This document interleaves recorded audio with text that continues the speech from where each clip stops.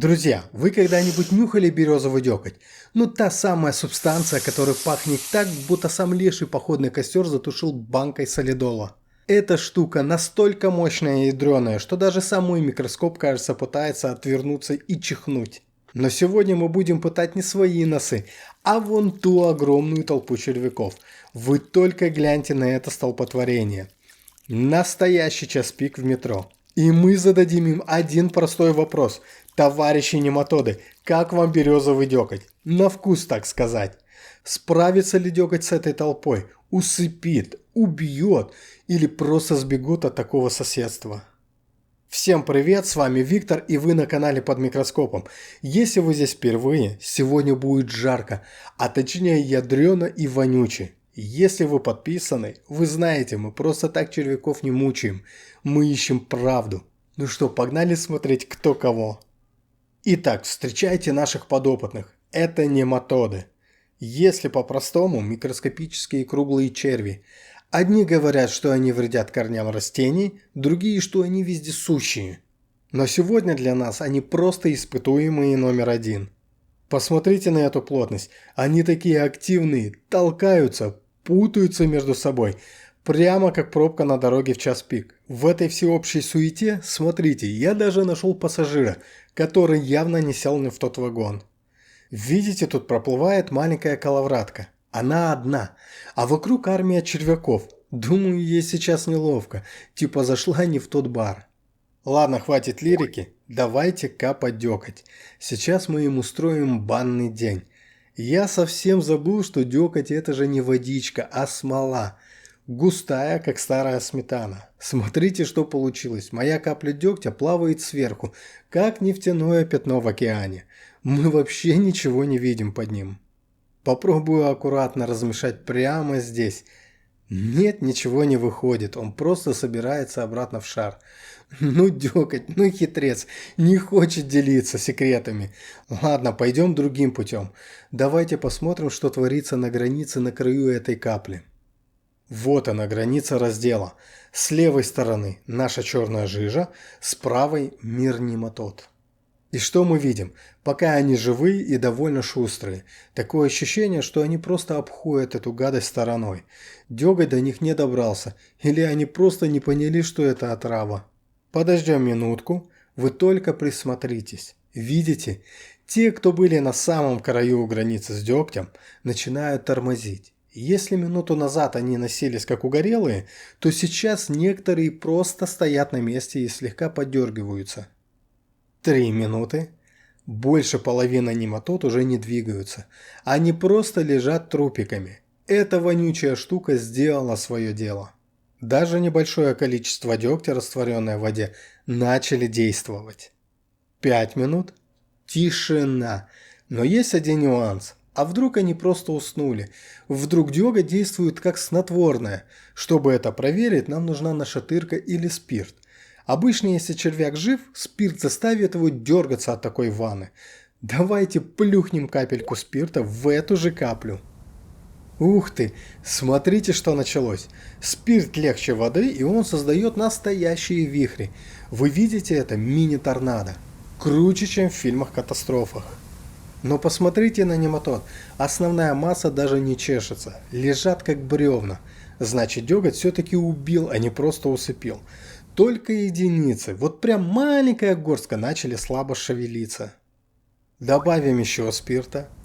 Вау, смотрите, как все закрутилось. А вот тут островок из мертвых нематод плывет, как куча бревен по реке. Завораживающее зрелище, конечно. Но факт остается фактом. Чистый дёготь – убийца. Но это был чистый концентрированный удар. В жизни мы так не пользуемся. В жизни мы что-то разводим, мешаем. Поэтому я решил пойти дальше и смешать дёготь с водой и мылом. В маленькой таре я смешал в воду капельку жидкого мыла, чтобы дёготь подружился с водой, и самую малость дёгтя, буквально 1-2%, остальное вода. Получился такой мыльный дёгтевый коктейль. Наша армия выстроилась заново. Добавляем нашу смесь прямо в гущу событий. Видите эти мелкие черные точки?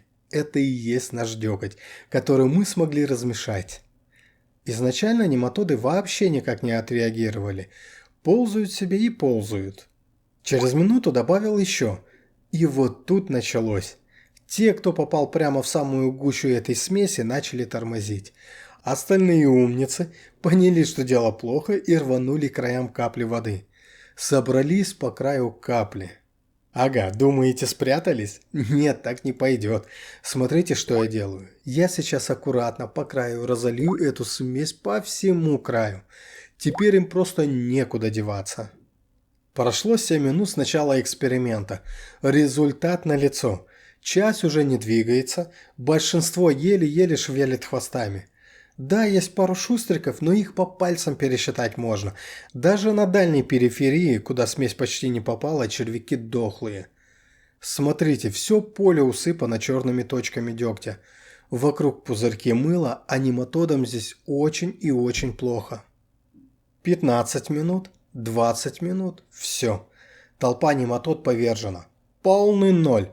Даже в такой мизерной концентрации деготь их уничтожил. И тут я вижу ваши комментарии прямо сейчас. Виктор, ты что нам голову морочишь? Это не деготь сработал, это мыло. Это мыло их убило. Обычное жидкое мыло. Я ждал этого вопроса. Я же старый хитрец, я все предусмотрел. Поэтому у меня есть отдельный чистый эксперимент. Только вода и жидкое мыло. Ни капли дегтя. Итак, сейчас мы искупаем свежую партию в мыльном пене без дегтя. Точно так же разолью по периметру, чтобы никто не ушел от ответа. Смотрите, вот эти красивые пузырьки – стопроцентное доказательство, что здесь только мыло. Смотрю. Минута, 2, 5, 10. Прошло полчаса. Вы видели? 30 минут. Вот слева от экрана чистая вода, справа намыленные червяки. Да, возможно, они стали чуточку медленнее. Согласен. Мыло, наверное, немного сковывает движение. Но представьте, если вас намыли с ног до головы, вы тоже не очень быстро побежите. Но они живы. Они ползают, шевелятся, живут своей жизнью. Мыло их не убило, а деготь в той же воде убил всех за 20 минут. Выводы, как говорится, делайте сами. Почему так вышло? Почему деготь, которого там было совсем немного, сработал, а мыла нет? Объясняю просто, без химических формул. Березовый деготь – это смола. В его составе куча разных веществ, которые называются фенолы и фитонциды. Если по-простому, это природный яд и мощный антисептик. Для микроскопических организмов это все равно, что оказаться в бочке с кислотой. Он буквально сжигает их, парализует нервную систему. И именно поэтому они так быстро перестали двигаться и в первом, и во втором эксперименте. А мыло – это просто поверхностно-активное вещество. Оно, смывая с них защитный слой, возможно, немного обезвоживает, поэтому они и совсем немного замедлились. Но это не убивает их напрямую, как деготь. Это как разница между тем, чтобы просто попасть под дождь и искупаться в кислоте. Чувствуете разницу? Поэтому, друзья, березовый деготь штука серьезная. Против нематод работает на ура даже в малых дозах.